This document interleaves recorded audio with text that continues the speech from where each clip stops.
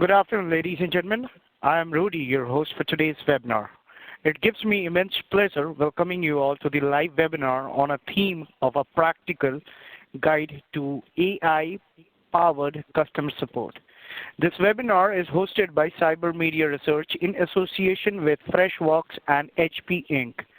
For the duration of presentation, all participants' line will be in listen-only mode.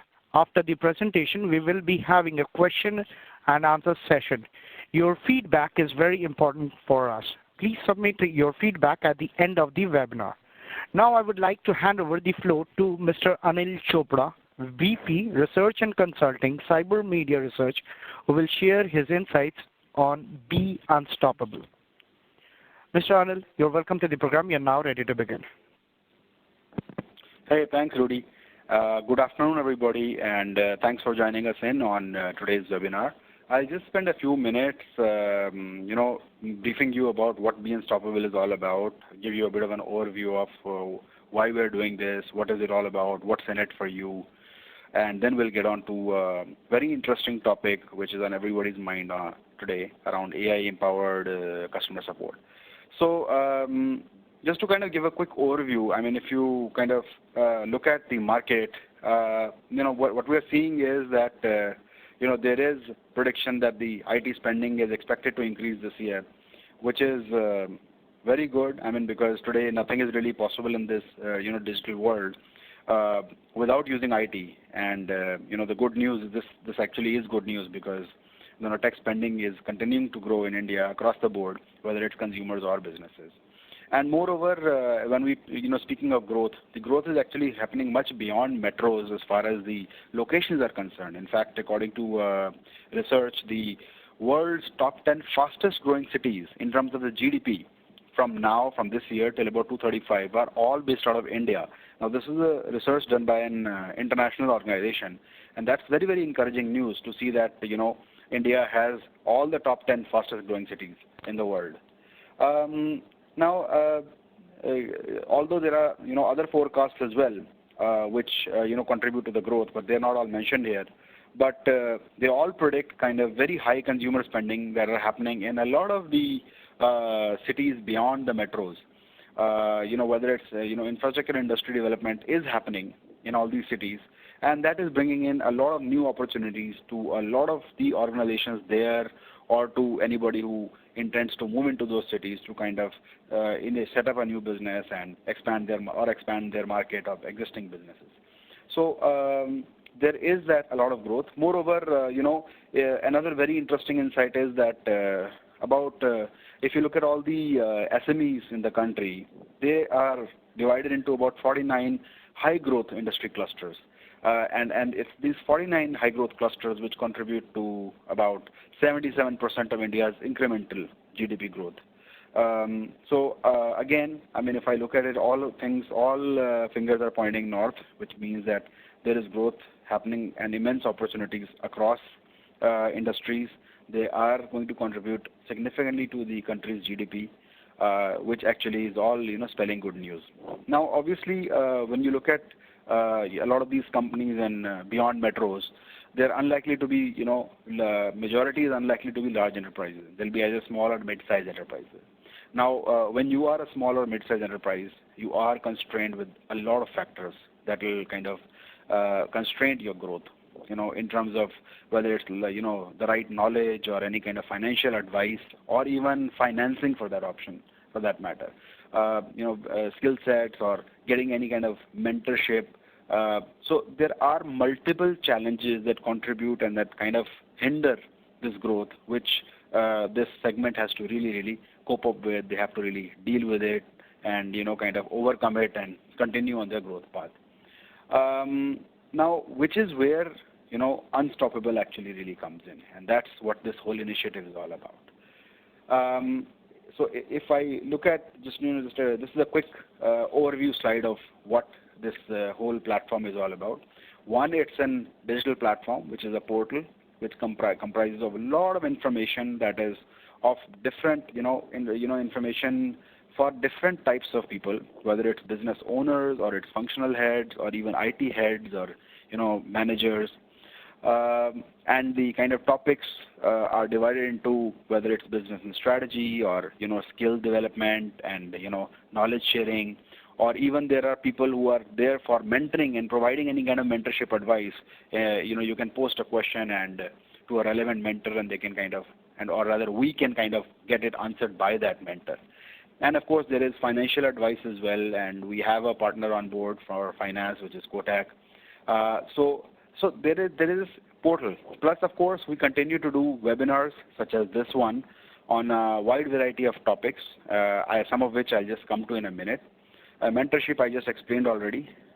We have also been doing a number of events and workshops and roadshows across various cities, both metros and non-metros across the country. We've already done about 6-7 of them. Moving forward, we are likely to, also identify and recognize some of the, SMEs who have kind of, achieved something and who have a story to talk about, and kind of do a rewards and recognition program for them. And of course, we bring on board partners and, who have interesting products and solutions, HP being our main partner. Freshworks, of course, who you'll be hearing from today, they're our partner. Tally is our partner, who continue to offer different types of products and solutions that can be of very, very, a lot of relevance for your business. So that's in a nutshell what Be Unstoppable is all about. And, so as I was talking about some of the webinars that we do keep doing, here's just a fraction of some of them that we have already done. There's a variety of topics covered, whether it's IT or security in IT or different aspects of IT and services, and of course even GST for that matter. Today we are talking about AI in customer support. So there's a wide variety of topics we're trying to bring across, and we will continue to do so in the future as well in our future webinars, so that you can kind of gain from them and benefit from them. A bit about the road shows we've had. Already been to a lot of these cities that are in front of you. I was mentioning about 6-7, so there is actually 7 of them. We concluded the last one, which happened in Kanpur on Friday. It was attended by a lot of business owners, MDs, and directors of the local companies, and it went off pretty well. Some of the past speakers, we've had some really, really good array of entrepreneurs and business visionaries who have kind of been there, who have been through all the struggles, and who actually came and talked about, what is it like to be an entrepreneur, what should you really watch out for, and how do you really achieve success and growth in your business. So, many of these speakers, some of them were even Padma Shri's recipients and recipients of various awards, and some of them have been venture capitalists or investors. So a wide variety of speakers have already come and spoken at many of these events that we have already done. So if you do get an invite, do get a chance to come and attend some of these, it is definitely worth attending because the sessions are, and the knowledge that you gain from many of these speakers and sessions is indeed very, very insightful. Now, just a quick overview of the kind of content that we have on the platform. We're trying to avoid plain text-based articles, which would be there for any kind of website which is on news and all that. But there's a lot of variety of content, whether it's case studies or videos or ebooks or infographics.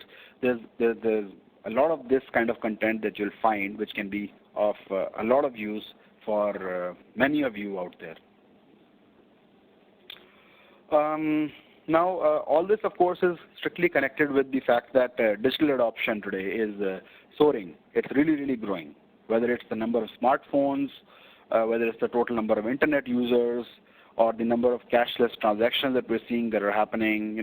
A number of these parameters are a very, very clear indication of how quickly the adoption of digital technologies is really growing. And as it grows, of course, the costs continue to come down, and which kind of gets into a spiral and continues to grow, that as costs reduce further, adoption of digital technologies increases further. So we are seeing this as a revolution of sorts, which is actually helping a lot of companies to kind of gain from it. And you will see a lot of success stories where companies have used digital technologies, have adopted different types of technologies to kind of aid in their business growth. So this was just a kind of an overview slide as a connection for the Be Unstoppable, which is why you'll notice that even the initiative itself, Be Unstoppable, has a wide variety of things. It has a number of things so that you kind of get an overview and can gain knowledge from all rounds and not just any one medium to kind of connect with. So this is a kind of connection with that. And of course, the other good news is that it's not just happening in any one industry. Earlier, one would hear about the ITES being the most powerful, or even the BFSI industry being the most powerful and contributing, maximum to the economy. But now, just about every industry you see is actually growing. Digital adoption is growing and transforming these industries. And there's, some of the figures indicate the kind of growth that they're expected to have in the coming years by 2025. Now, when that happens, it's important that someone provides, the right tools and knowledge and skills around these topics so that every industry can benefit from them, and which is where our Be Unstoppable actually comes in. So please do pay us a visit on the link that is there in front of you. Please register there. We do have a newsletter that is going out regularly, and which keeps you, ahead of all the topics that we keep, putting up on there, so that you can kind of benefit from that. And we obviously keep you informed about our upcoming events and webinars and some of the advice from our mentors. So do visit this, and I hope you find it useful. Send us any feedback that you have. We will definitely take care of it because, of course, being an online digital platform, it's undergoing constant development. So we will keep, developing it further, improving it so that it becomes more and more useful for you. Thank you so much. That was all I had to share about what this platform is all about. And thank you so much. I'll hand it back to Rudy for the remaining session. Thank you so much. Over to you, Rudy. Thank you, Mr. Chopra, for setting up the platform for today's webinar. Now it's my pleasure to introduce you to the next speaker, Sandeep John, Freshworks, and he will share his insights on a practical guide to AI-powered customer support. Over to you, Mr. John. Thanks, Rudy.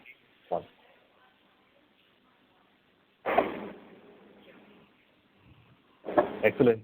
Welcome all to the this webinar. This one's called A Practical Guide to AI-Powered Customer Support.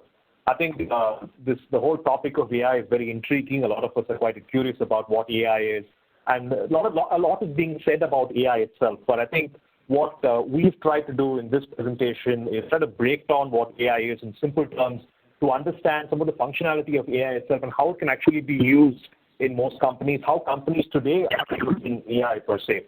And I'm going to try and end this presentation, this webinar presentation slightly differently. I'm going to give you a few points to ponder about as well.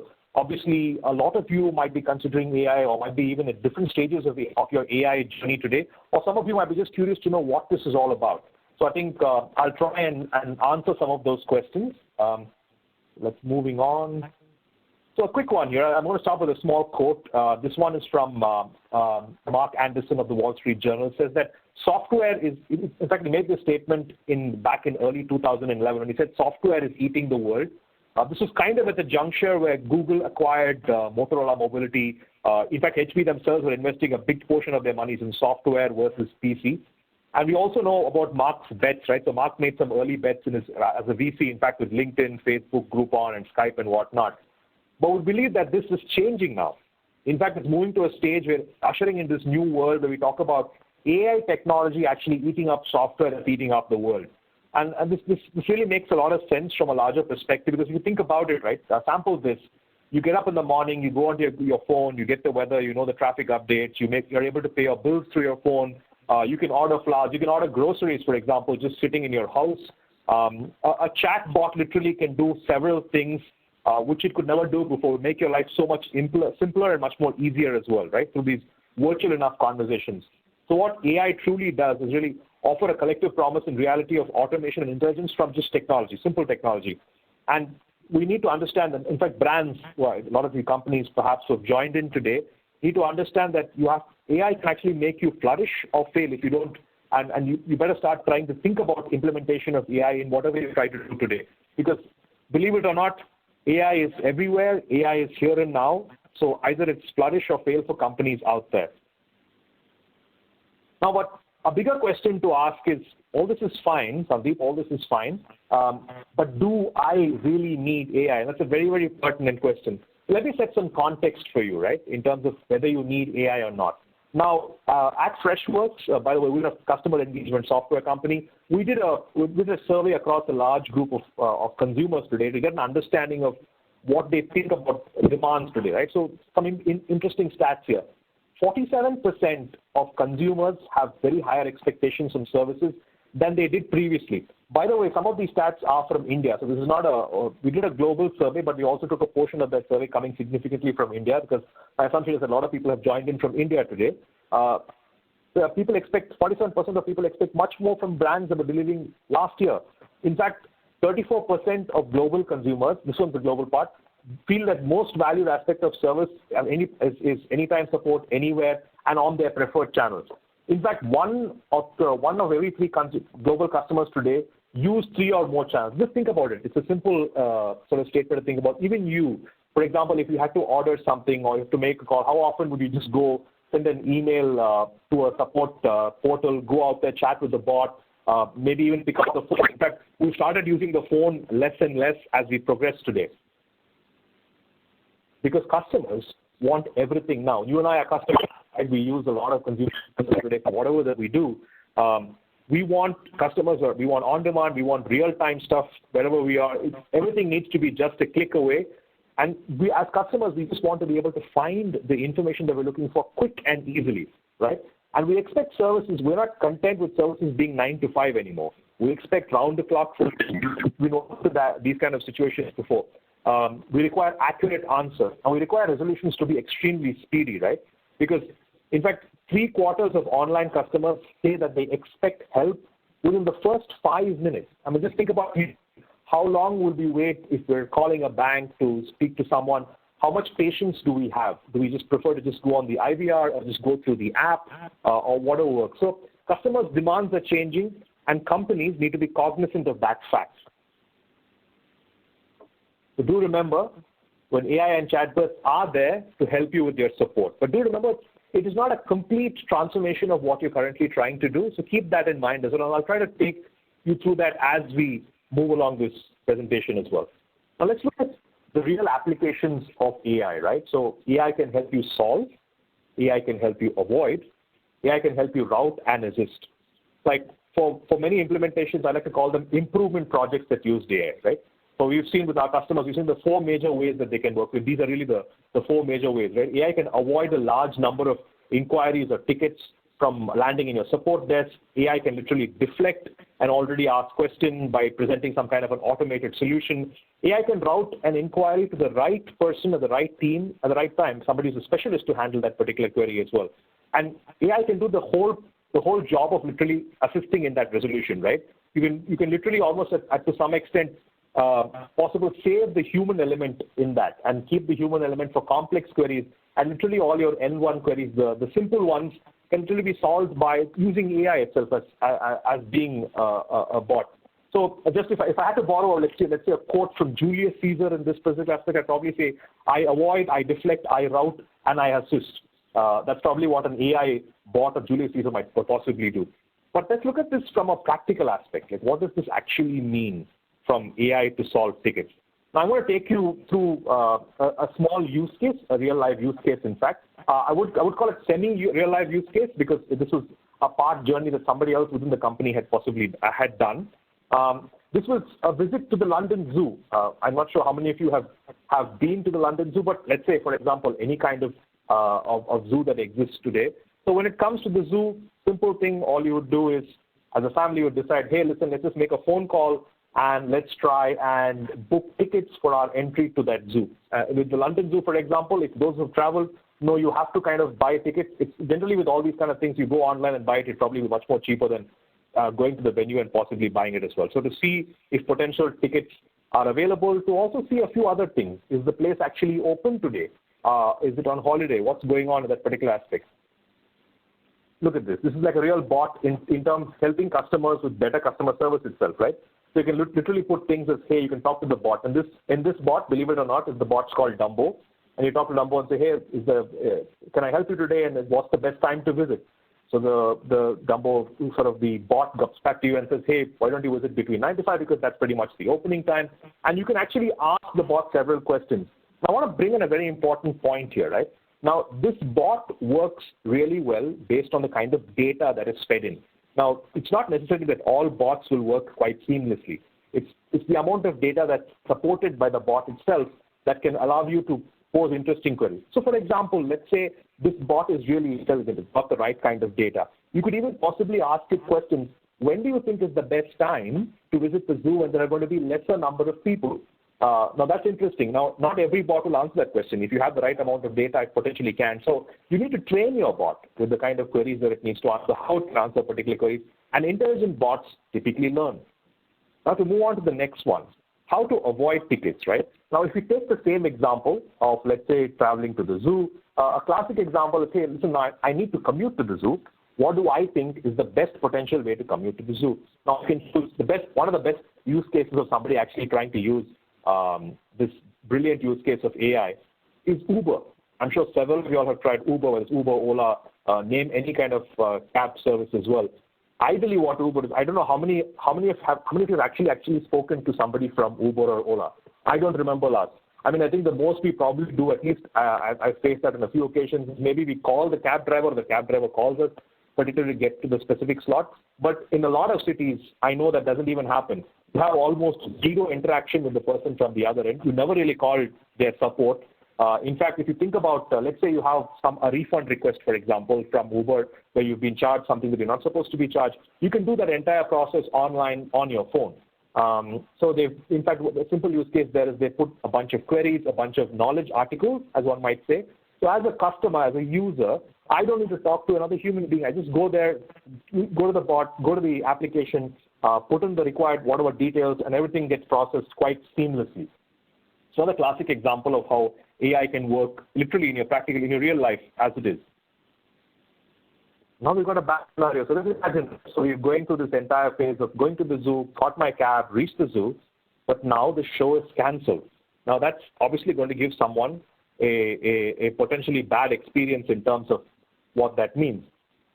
But just imagine, so for example, you go back to the bot in the zoo and you say, hey, listen, how can I help you? I really came to watch one of the penguin shows. So by the way, the London Zoo is quite famous for a small penguin show that they potentially do.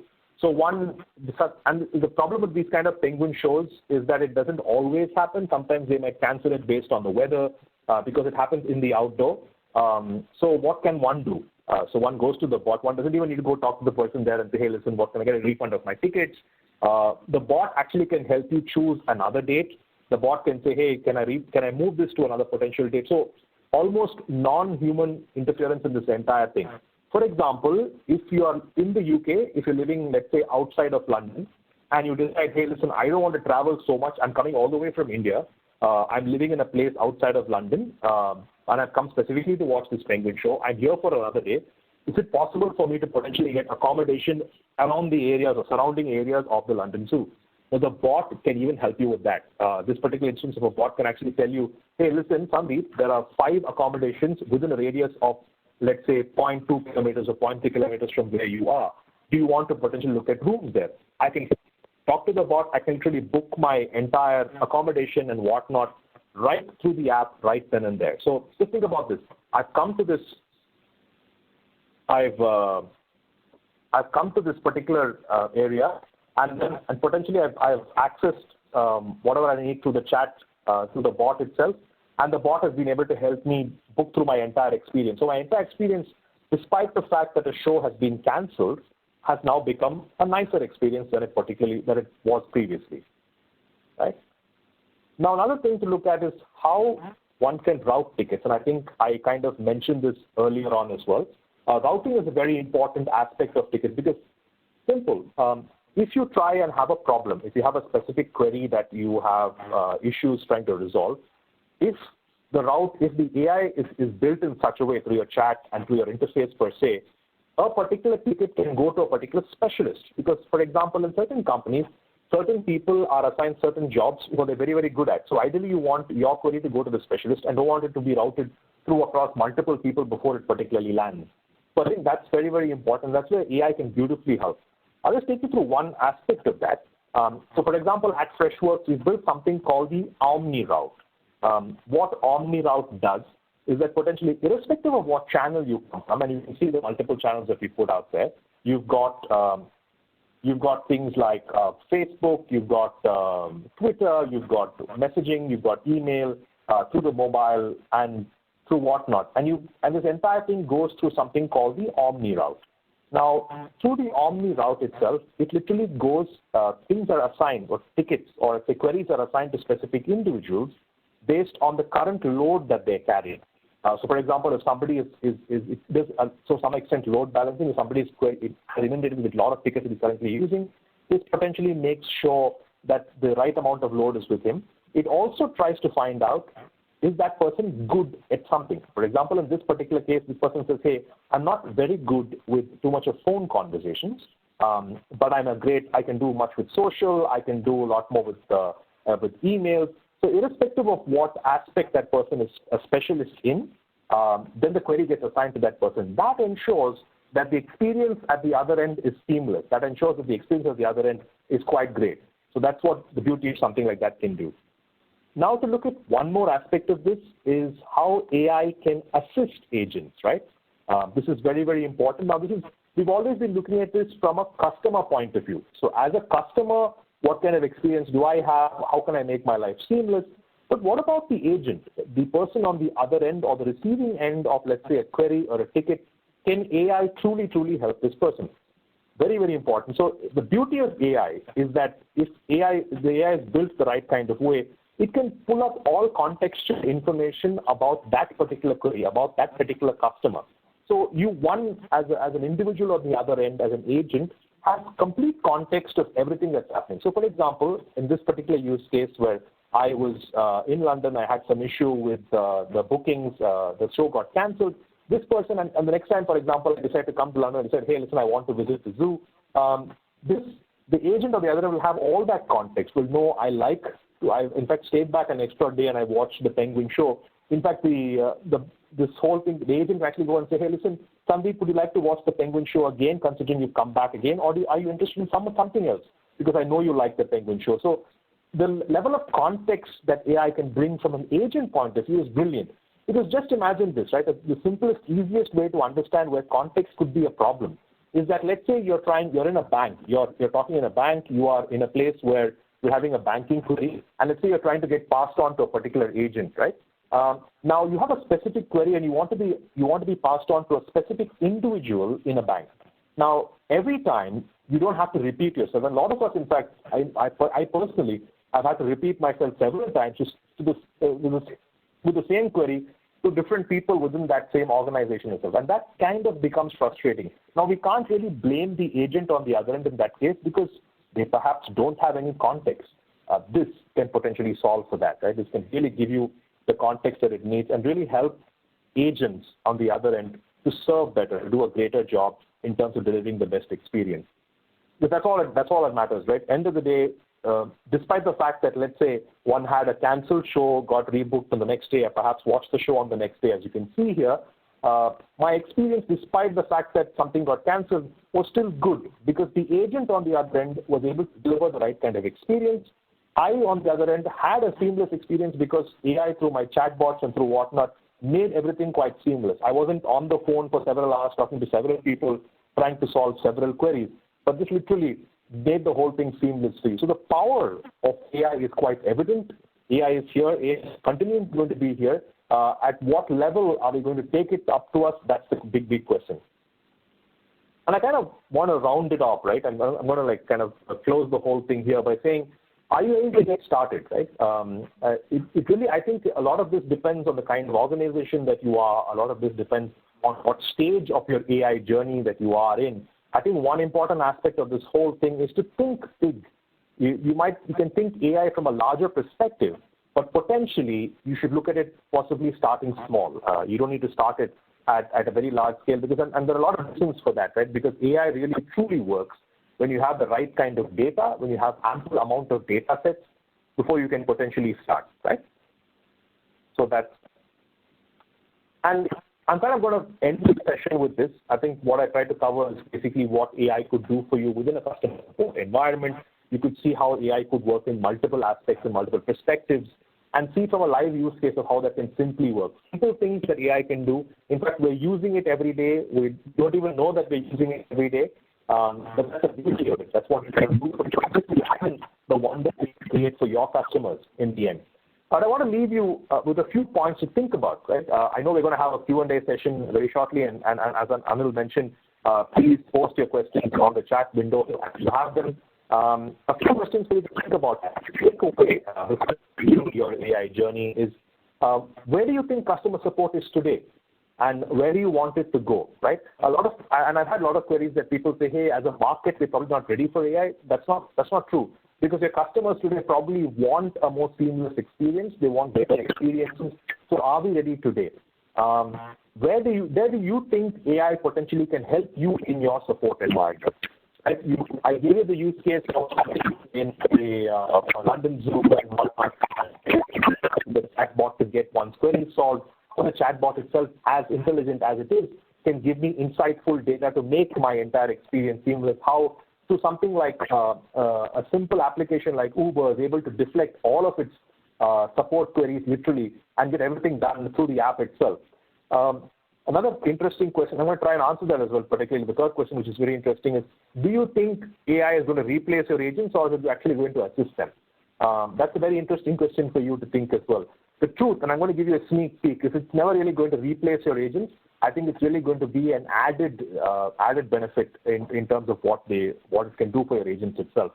And do you think AI is good enough for your customer support today, irrespective of the kind of support organization that you have? Do you truly believe AI can actually make that difference? The most important thing to think about this is never really implement AI for AI's sake, right? And this goes with any new kind of technology, any new kind of interface or whatever that comes into the market today. It's important to sort of understand that only implement, only go forward if you think it's relevant to your business. And there are a few ways of doing that. The size of the business that you are in, the nature of business that you're in, what kind of customers that you have.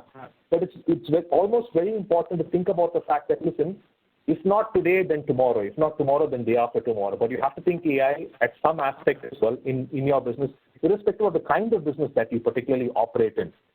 Really think about delivering those better experiences, both from the customer angle as well as from the employee angle as well. Whoever else is receiving those queries, how can AI potentially support them, right? And I think with that, I kind of like wrapped up what I've had to do. I think I'll pass it back to Rudy or Anil, and we can do some Q&A if you'd like. Thank you, Mr. John, for sharing those thoughtful insights. Now, dear delegates, it's time for you to take your queries. I will mute and unmute each person one by one if you're on the audio. You can also ask your questions by typing in the chat appearing on the right side of your WebEx screen.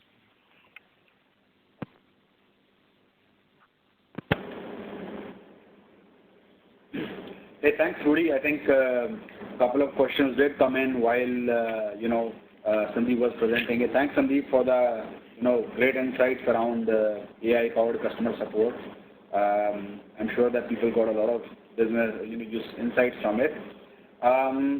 So first is a general question which I will go ahead and answer, which is that can we share a recording of this webinar to all the people who might have joined late and missed the initial part of the presentations and the session? Then the answer is yes, we will be sharing a recording of the webinar once it's over with all the attendees so that you can go through it carefully at your own leisure. Second is the question around, somebody wants to know what is the future of IT infrastructure operations. Sandeep, you want to kind of answer that? It's more around IT operations, but...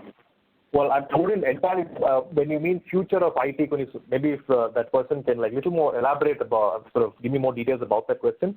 Sure. Do they see, I'm guessing, do they see AI playing a role in IT infrastructure? I'm guessing that's what they're probably coming at.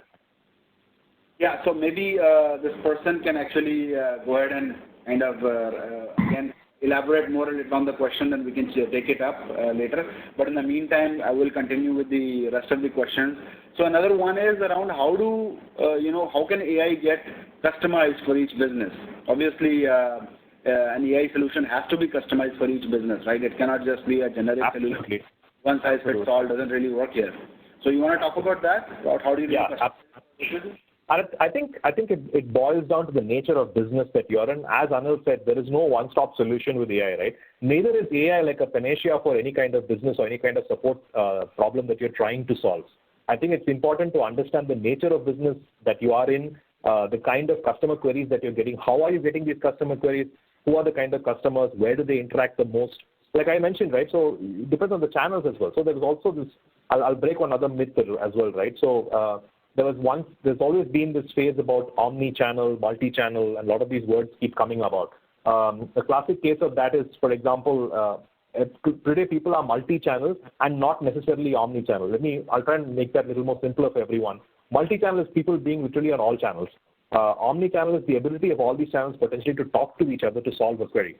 And there's no point being in all channels if you can't necessarily talk to each other. Now, when it comes to channel itself, it's important to understand which industry you're in. So with regards to AI, I think it really boils down to what industry you're in. I think you have to go into deep dive to understand your customer journey itself and kind of map that entire thing out and then see really where AI can actually contribute. In all simplicity, there are simple things like bots which use basic mechanisms of AI itself to solve particular queries. But then there are intelligent bots as well, right? That can give you like finite information, can give you some level of analysis that can truly make experiences of wow. Now, the problem with this entire thing is that unless you truly understand who your customer is, what your customer journey is, then you really understand the need to try and implement something like this. Otherwise, it seems like an unnecessary kind of thing. So I think that it's important to understand the business that you are in. I think it definitely changes. Yeah, I think that actually makes sense because it's important to kind of map your customer cycle and depending on the nature of the business, figure out where AI can actually really, chatbots and all can really help in. Once you've kind of done that kind of mapping, I think good point. But then, you were talking about bots and you refer to bots quite a bit, but, training bots is not so simple. So I guess there'll be a certain time frame that will be required before they're actually trained to kind of give automated responses that are accurate. Absolutely. You hit the nail on the head, Darrell. I think that's basically what it is, right? You can have simple bots, like a bot can be as an application, but if you wanted to really act smart, when I say act smart, I mean in the positive frame of mind, when you wanted to really give you intelligent queries, you have to load codes and codes of data into it. You need to have enough of data source for the bot to be able to, because intelligent bots will learn. They'll pick up lines of code, they will learn as and when specific actions happen, and if the actions keep repeating themselves, then it understands that this is the kind of response it's supposed to give to a particular action. I think the classic example, if anyone wants to go see a bot live in action, is to try and go to most of the banking sites today. Most banking sites have a bot, and potentially within the bot, you can go type a specific query. The bot will show you options and knowledge articles that you can potentially read to solve your query itself. So absolutely right, yes. Yeah, in fact, most of Uber support right now is bot-based, and I think it's pretty much automated. Kind of responses you get are also fairly accurate, right? Absolutely. In fact, I don't think I've ever spoken to an Uber support agent. I don't even know if they exist today. Yeah, in fact, I have spoken, and after some time I realized that, no, I'm not speaking to a human, but actually a bot, based on the cues I got. But then the responses are fairly accurate. Absolutely, correct, that's true. And now, now coming to, AI to help in different types of industries. Now, there's a question here specifically for how can it actually help in supply chain. So you want to talk about that? I personally wouldn't have much insight in the supply chain industry, but as I said, right, so irrespective of the industry that you are in, I think it's important if you understand your customer journey, whether you're in the supply chain industry or irrespective of what industry it is. My guess is that within the supply chain industry, we're not even talking about customer here. Customer is only the end user of it. Supply chain industry is literally between organizations and between whatnot. So a bot can typically help improve the experience within the chain itself. Again, it all comes down to you being able to drive that journey, map the entire journey within the supply chain and see at what levels you can potentially automate. You can see at what levels maybe a bot, etc., can potentially help and then actually implement. Yeah, and I think likewise for fleet management, or would you have any other examples for that? So somebody is talking about optimizing the fleet management. Is that possible? I potentially think it can, definitely can. It really can. I think what we'll have to look at one more aspect of it, right? Where can AI really help? AI can really help in automating several tasks. With automation of several tasks within fleet management per se, definitely there is a lot of scope for optimizing everything that happens in that journey itself. Yeah. Okay.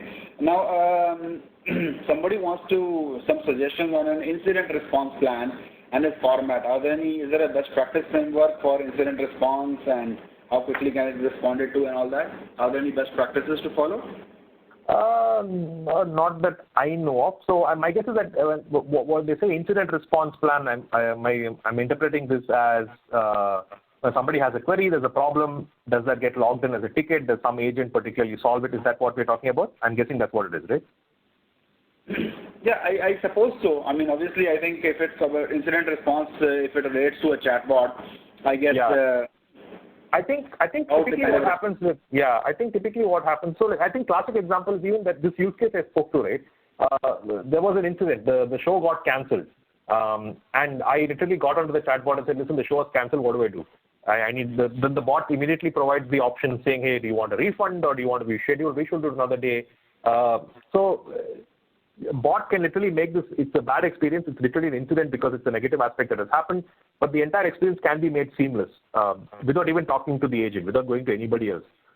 Obviously, at the end of the day, as somebody who runs the company, let's say London Zoo, for example, would like to understand how many such incidents actually showed up, like how many people were affected by the penguin show or whatever being cancelled, and how much of data do I have, how was that query particularly solved?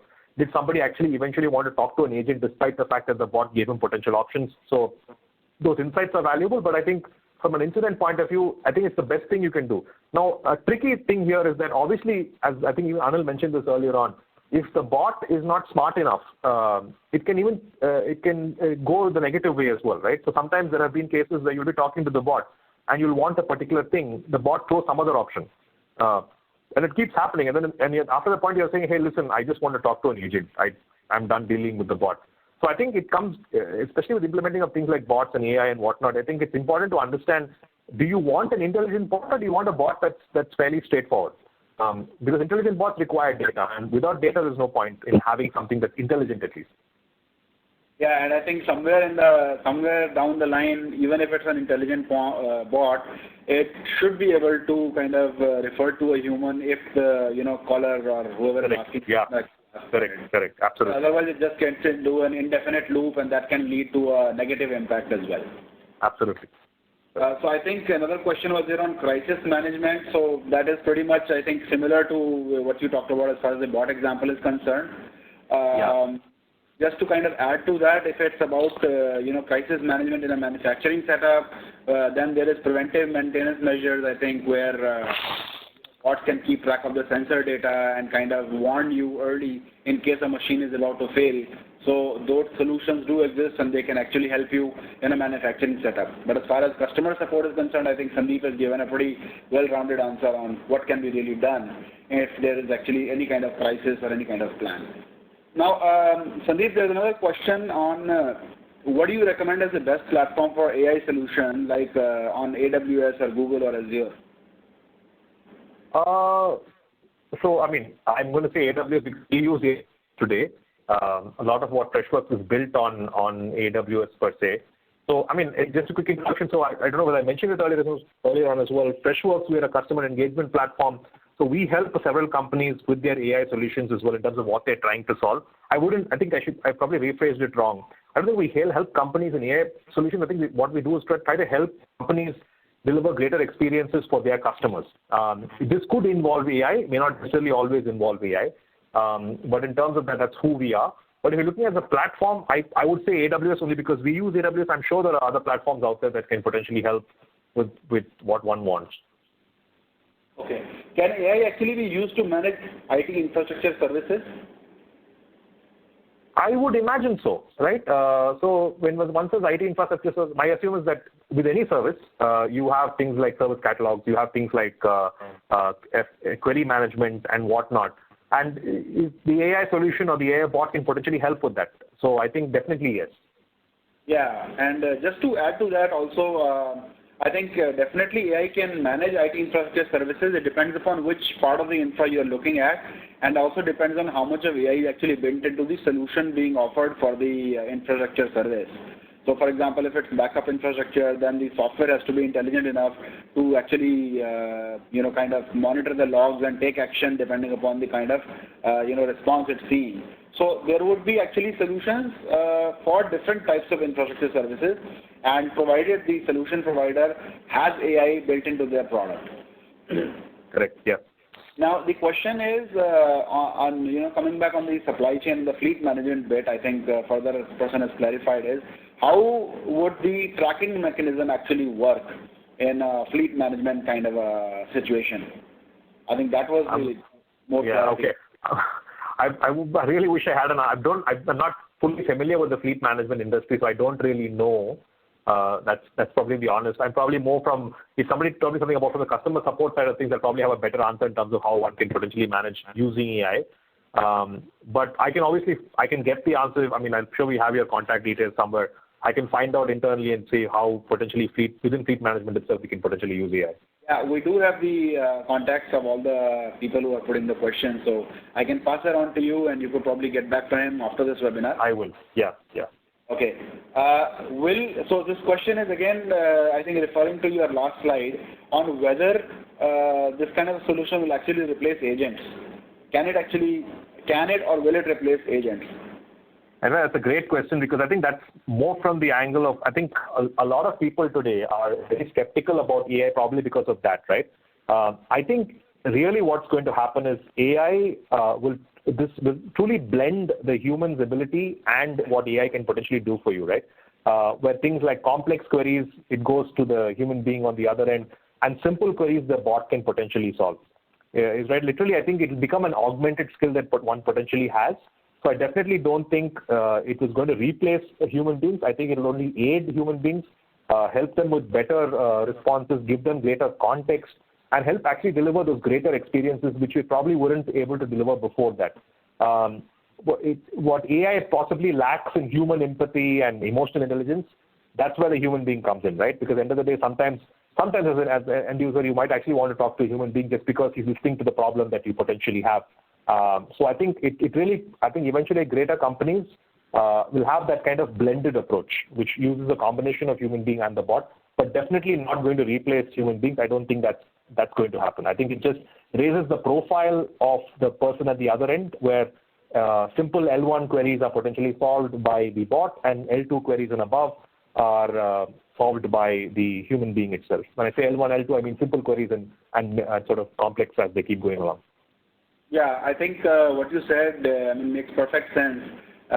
In fact, a lot of banks internationally have chatbots that kind of, so if you have a basic query like what is my account balance, then you probably don't need a human to tell you that. Even a chatbot can answer that query and tell you the account balance. But if you want to know more insights about your account balance, maybe like for example it's running low, or maybe hey, there is a great scheme, you should invest your money in that. That is probably where human intelligence is really required. And not just for routine queries that can be answered in one shot. And I think that's what, Sandeep, you're trying to say, right? Absolutely. That's absolutely correct. Okay, perfect. So I think there is another question which is again related to industry. I don't know, so where AI can be used in refining or oil and gas industry. So you want to take that, or maybe, answer then after this webinar? Yeah, I think maybe I'll get back post-webinar, because I'll be honest, certain industries I think it really comes down to the workings of that industry and where specifically you're looking at it, what problem you're trying to solve for that industry. So I will get back to the specific questions regarding industry post the webinar. Yeah, in fact, there are queries coming in on some use cases. So maybe, Sandeep, you could actually share some use cases where, you have been kind of handling and Freshworks has been kind of implementing it. So maybe some use cases might be a good idea to share with the audience. They can get a handle of. Yeah. So one good one I can definitely share is PhonePe. PhonePe is actually a classic example of somebody. So the bot that PhonePe is using is a Freshworks bot. It's called FreshBots per se. And as a result, so typically if you go on to PhonePe and if you have any particular customer query, If you want to know the facts today, almost 80% of the queries are handled by the bots on PhonePe. The bot is an intelligent bot. It pretty much solves queries right up on the go. And 20% of those queries actually go into an actual agent. So that literally makes life seamless literally from PhonePe's point of view. The agents are now able to solve smarter queries, and the bot potentially can have that. So I think PhonePe is one of the examples that we've seen. This is considering the fact that they handle millions and millions of queries that come in at any point in time. All of this be managed quite seamlessly. The bot solved it for them. Prior to that, they didn't have a bot. They had some kind of an online system which they're trying to solve literally through emails and whatnot, through calls and all of that. Now almost 80% of the queries get moved into potentially answers. The classic support a bot can truly do. Okay. Now, here is a very relevant question, and finally, somebody asked it. It's about security checklist for chatbots for compliance and audit. So, is there actually an AI chatbot kind of security checklist for compliance and audit purposes? Can you share or suggest anything? Not that I know of, but I think that's a very, very pertinent question, right? It depends on. I mean, you can build the bot in such a way. Obviously, in certain places, you don't want certain questions. The bot should not be asking certain questions. For example, certain numbers and certain information that you're not necessarily supposed to share to the bot. And I think that's a very valid question. I don't know if there is today exists any kind of checklist or a sheet particularly being used for a bot in this particular aspect. Again, I'll try and find out and get back to you if there is something that we know of or for some customer that we have tried to solve a similar query for. Yeah. Also, it might be a good idea to kind of, if the person can elaborate further on what is there anything specifically that they're looking at as far as the security checklist? Because as far as the chatbot is concerned, the message trail is more or less kind of already logged in. So you can actually there's a trail that can be referred to any time that is required. So is there any additional security checklist that you are looking at? Maybe you can post your question again. We will try to answer that. Now, is there a possibility of connecting, the Freshworks with internal custom apps to retrieve data and push them back to the query in real time and basis on a natural language? It's possible. I'm happy to connect with you post the webinar, and then we can figure that out. Definitely. Okay. Okay, great. So we can probably share that query with you again, and you could, understand it more deeply and answer that. Absolutely. Yeah. Perfect. Okay. Now, one more question is about how can companies actually encourage collaboration between humans and AI just to ensure that, the human touch of customer experience isn't completely lost? My guess is okay. That's a great question. And as I mentioned earlier as well, I think there are two aspects to look at this, right? One is from the point of how can one encourage the employees themselves to further understand that, listen, because of AI, they're not going to lose their jobs or there's going to be a problem there. And the second aspect is from the customer end. Suddenly the customer, previously from talking to individual agents, now they have to deal with some kind of a chat bot or some other kind of mechanism by which. I think from the agent side point of view, I think what one needs to be able to look at is from how something like AI or chatbot or whatnot helps raise the profile of that current agent today. Today, if the agent is doing some kind of simple tasks, tomorrow he'll be able to do little more complex tasks, right? So that definitely raises the profile of what they currently do. From the customer side of things, I think a bot can really help solve problems quickly because a simple constantly reach out to an agent, how often should be on the phone waiting? Because obviously agents on the other end are busy and taking up other complex calls and whatnot. So I think from the customer point of view as well, I think the ability to be able to provide almost 24/7 support, right? So the chatbot can do it for you. The chatbot is right there, give you speedy resolutions, give you accurate resolutions within a given period of time. So I think both the aspects one needs to look at when one's trying to sort of bring in AI. And I also want to sort of mention, again, I keep reiterating this fact, I want to mention the fact that I think it's important to understand the business that you're in and see, do you really need AI? And at what stage do you need AI, right? And how important it is to you in that business today. I mentioned, don't do AI for AI's sake. I think, is it a real business need? Is it going to help you solve a problem? Then definitely go for it. You don't always have to look at intelligent bots and whatnot. If you have a simple bot, that can help you solve queries. Sometimes that itself can make a big difference. So I think one needs to think of those aspects before even getting something into it fully. Yeah, I think that makes sense. Now, how about integrating this with SAP? Are there any licenses restrictions, or can you talk about any kind of integration? Is it possible with SAP? I wish I knew that. I don't know, but I'll find out. When they say integration with SAP, are they talking about Freshworks integration with SAP, or is this possible? I think it is about integrating Freshworks with SAP or AI. I will get back to you. I'm in this good way having those queries. Yes. The licensing aspect, because somebody actually looking at integration with SAP. So both points of view, whether Freshworks can be integrated, or are there any licenses restrictions on making it happen? Yeah, I'll get back to whoever asked that question. Okay, one last question, unless somebody else posts a question in the meantime while you're answering this. What do you foresee as the biggest mistakes that companies and the customer experience teams are most likely to make when trying to implement AI? I think that's a great question because a lot of, as I mentioned earlier, right, people just want to implement for this. I think one needs to first understand that AI is not this magic solution that can potentially turn things overnight, right? You should actually look at when it comes to implementing AI, want to sort of build that journey, find the right kind of partner that should help you build this AI journey per se. But AI can be the long-term goal, but what is that problem you're trying to solve? And find the right partner for it, right? I think what customers also need to try and do is to try to sort of drop these preconceived notions around what they think is a solution for their business case. Help them. And literally, I think with whatever implementation of AI you're trying to find the right partner vendor to assist your business needs. It could be specific to your business, it could be specific to your use case. Find that right partner for you. Okay. So thanks. I think that was the last question. I have not really gotten any more questions. Maybe we'll wait for another maybe a few seconds or so, if somebody wants to ask. So I have got last minute question. So what is the cost effectiveness of Freshworks, and how do you really integrate Freshworks AI with other applications? And it's a long one. What are the partnerships of integration, and are the metrics identified that the bots have answered correctly versus incorrectly? So that's a mouthful. Wow. Questions.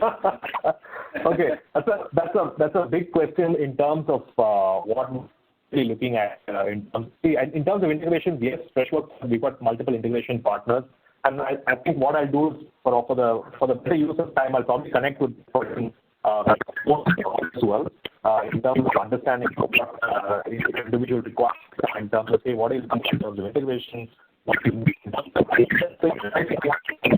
think it really depends on actual use cases, irrespective of whether it's a bots or whether it's just simple customer support software. Just to give an overview, at least for everyone who's joined or still there on the call today. As I mentioned earlier, Freshworks is a customer engagement software. We've got a bunch of software that helps to literally your omni-channel engagement. This includes a customer software called Fresh. We have a software called Fresh Chat, which is a CRM solution called Fresh 6 can possibly help in this entire integration. We also have a bunch of ITSM solutions, which is the service desk called Fresh Service. But I do encourage, I will get back to the individual on a specific query because it has a bunch of things. I think there was something on what marketplace integrations that we have. We have something called the Freshworks Marketplace as well, integrations that we have all across the world. So I'll definitely please also get information there. So I'll be sure to get back to you on a separate note on the specific requirements that you particularly have. Yeah, I think while you do that, there's the last question that this person has put. I think that might be something that would be beneficial for everyone, which is around defining metrics to whether the bot has answered a question correctly versus incorrectly, just to kind of track the accuracy ratio and percentage of accuracy to kind of improve that. So you want to talk about that a bit? Absolutely. So I think you can simple things, right? So I think within the bot, we have built that within bots itself. Let's say a bot is trying to solve a particular query, and at the end of each bot, I think an option pops up and says, "Were you happy with that discussion? Were you happy with this conversation? Was your problem actually resolved as a result of this conversation?" you as an end user have the option there to say, yes, I think it was good, it solved the problem, or no, the bot did not answer my query, it did not give. So I think measuring customer satisfaction scores or even NPS scores to the course of this journey can particularly work. I'll give you another example of how this actually works real time for another customer. I wouldn't necessarily call it a bot, a specific query, but in terms of how one can look at customer experience or what the kind of metrics another company uses, right? So the example is Decathlon. All of us have been to Decathlon, and Decathlon really has a lot of you, we know or not, Decathlon also has an online store. We don't have all their entire product line, but most of that is in their physical store. But Decathlon had a very interesting query. They came up and said, hey, listen, we need something that can actually try to replicate our offline experiences as well that we potentially have online. What does that mean is, how do I know about a customer who comes into my shop? Is he actually happy with the experience that he's had? Did he find the products that he has? How can I measure that? So if you guys have realized, when you walk into a Decathlon store, just before you finish, just before you're about to pay your bill, you'll have a screen and you'll have the agent or the person on the other end asking you, hey, listen, can you give me a satisfaction score?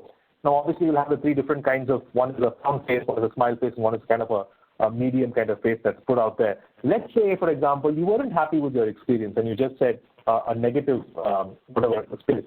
Now, that gets logged in as a ticket on Freshdesk. And when that gets logged in as a ticket on Freshdesk, what typically happens is within 24 hours, you'll get an email from Decathlon. You potentially might even have a manager call you and ask you, hey, what was wrong with your specific query? What was wrong with your specific problem that we're trying to solve?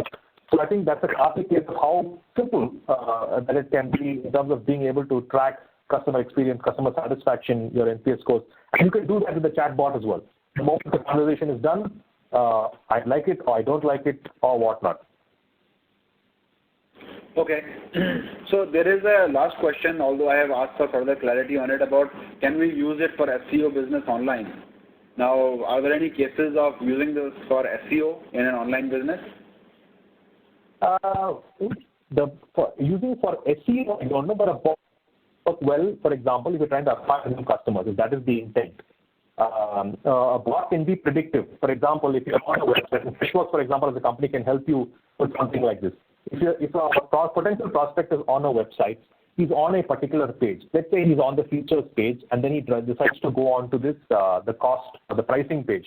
Then one at the other end, right, the person at the other end can potentially have a look and say, let's say the agent, the bot will particularly say, hey, I see that you're looking at the price, you are at a pricing page.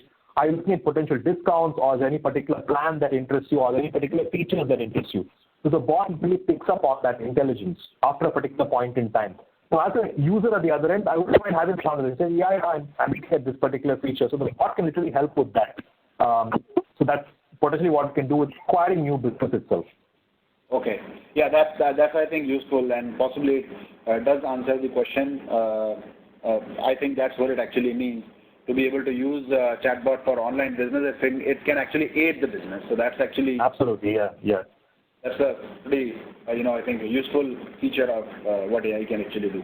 So I think we have kind of reached the end of our webinar time. It's been a great and very interactive session. Thanks, Sandeep, for answering all those questions.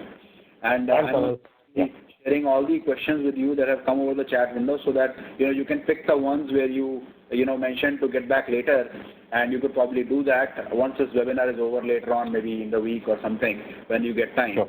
So so that people get their queries answered.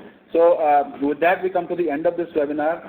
Thank you, Sandeep, and thank you all of you for joining us on this webinar. Thanks a lot for those great questions, and I look forward to seeing you again in the next webinar when we announce it. So thank you, and over to you, Rudy. On behalf of HP Inc., Freshwork, and CMR, I would like to thank all the participants for joining this webinar. We hope it has been a useful time spent with us. Thank you, Mr. Sandeep. Thank you, Mr.